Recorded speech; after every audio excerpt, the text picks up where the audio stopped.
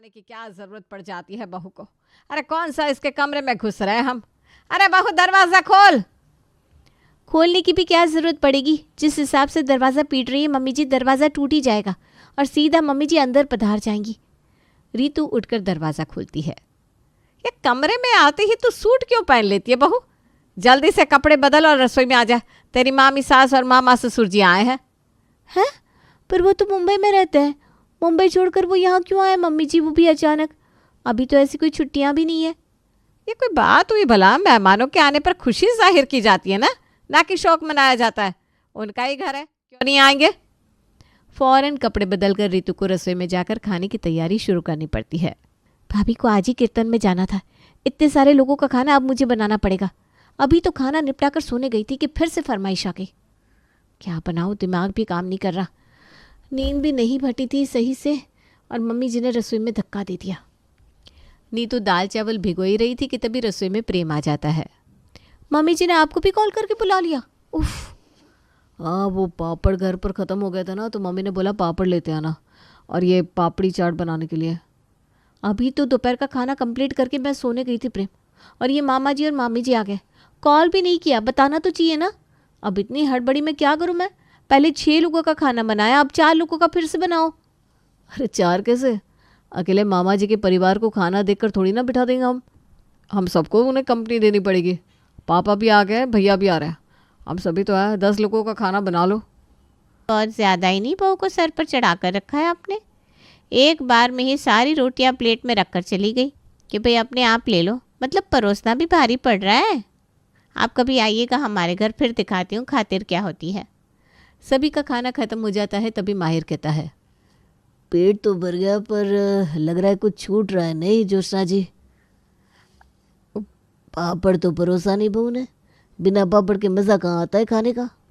वही तो, पापड़ नहीं है। जा तो प्रेम रीतू को बोल पापड़ लेकर आएगी। रीतू की आँख लगती है कि प्रेम फिर जाकर उसे जगा देता है। पापड़ बाकी रह गया था, आप कॉल कर देते मुझे। खाना छोड़कर क्यों उठे? जाइए लेकर आती हूँ पापड़।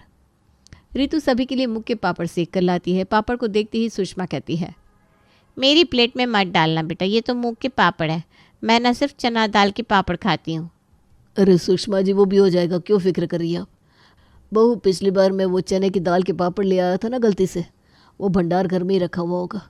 जाकर ला दे और सेक दे मामी जी के लिए। और मेरे लिए आलू का पापड़। मैं ये सब पापड़ नहीं खाता। पापड़ सेकने जा रही हो तो 1-2 पापड़ फ्री भी कर देना। ठीक है ना मम्मी, बड़ा सूखा सूखा सा लग रहा है खाना खाकर। कुछ तेल मसाला तो होना चाहिए ना। बिल्कुल सही बेटा, मुंह की बात छीन ली तूने। एक काम कर बहू, सबके लिए पापड़ तल ही दे, सही रहेगा ना। आपको तो बैठे बैठे पापड़ चबाना है और डकार लेना है, आपके लिए तो सही रहेगा ना मम्मी जी। अब रीतू क्या ही नींद पूरी करती। सभी मेहमान की जी हजूरी करने में रीतू के सोने का वक्त बीत जाता है और बज जाते हैं 5। चलो बहन जीजा जी, अब हम चलते हैं, हमारी ट्रेन का वक्त हो गया। वो तो 3 घंटे का हॉल्ट था तो हम यहाँ आ गए, वरना कहाँ मिलना हो पाता है। मतलब सिर्फ मेरी नींद ही खराब करने के लिए आए थे मामा जी? इतना कुछ खाया पर ये नहीं हो रहा कि हाथ में 5 रुपया भी रखते। तभी सुषमा ऋतु के पास आती है और उसके हाथों को अपने हाथ में लेकर कहती है, हाथ में टेस्ट तो है आपकी बहू की दीदी। पापड़ बहुत सही थे बेटा। फ्राई कैसे किया था तूने? ज़रा भी तेल नहीं आया मुंह में। आपको अच्छा लगा भाभी तो ऋतु फ्राई करके दे देगी, सफ़र में खाते रहिएगा आप और भैया।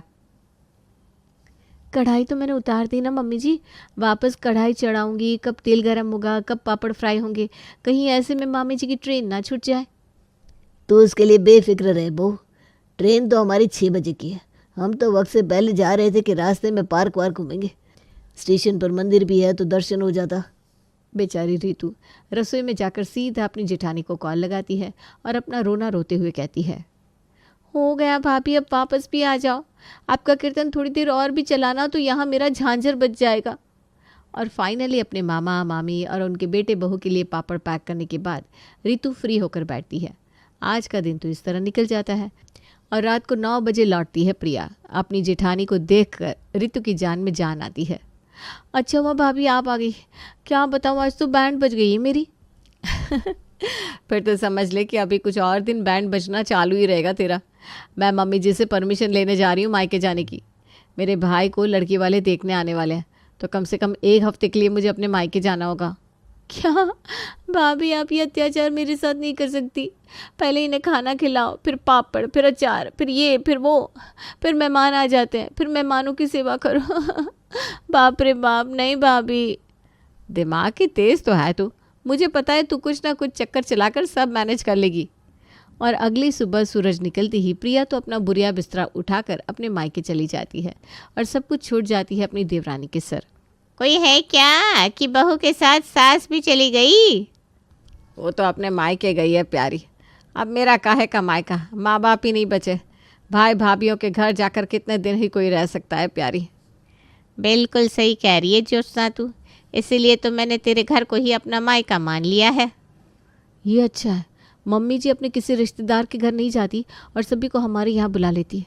पता नहीं किस दिन बैठे बैठे मुझे गर्मा गर्म खाना खाने को मिलेगा। रितु किचन में जाती है और अपनी सास और प्यारी के लिए चाय लेकर आती है।